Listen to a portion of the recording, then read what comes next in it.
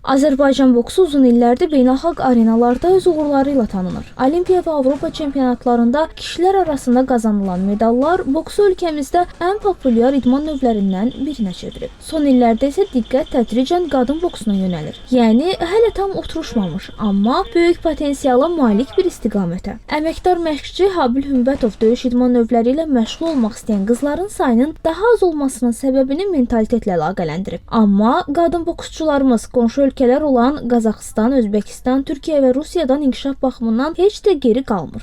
Bugünkü gündə Özbəkistan, Qazaxıstan, Türkiyə, Rusiya, məsələn, qız idmançılar, qadın idmançılar, onlar da həddindən artıq bizdən daha çox inkişaf ediblər. Amma hal-hazırdakı vəziyyətdə bizim idmançılarımız, belə deyək, son yarışlardan sonra daha çox idmançımız boks idman növünə olsun, ya döyüş idman növlərinə olsun, maraq göstəriblər. Nəsrin Abdullazadə əvvəllər gimnastika ilə məşğul olsa da, indi Azərbaycanın boks tarixində 4 döyüş keçərək medal qazana bilən yeganə idmançılardandır.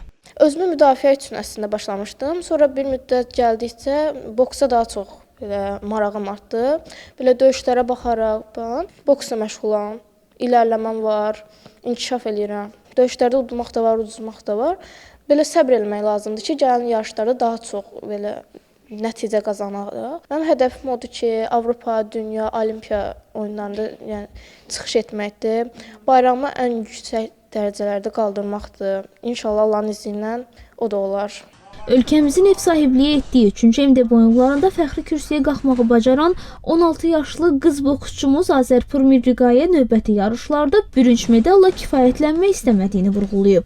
Bizim 6 xanım idmançımız finala çıxdı və bu çox böyük bir təcrübə idi. Yəni indi ən yaxşı idmançılar özbəklər, kazaklar belə bunlardır və bizim idmançılar onlara qalib gəldi və bu da çox böyük bir nəticədir. İdman növündən qorxmaq lazım deyil, belə boksdur, güləşdir və s. Əksinə bu idman növləri insan özünə güvən, yəni özünü müdafiə etmək üçün çox böyük, öncəlikdir. Azərbaycanda bir vaxtlar qadınların bu idman növünə marağı az olsa da, sevindiricidir ki, indi vəziyyət dəyişməyə doğru gedir.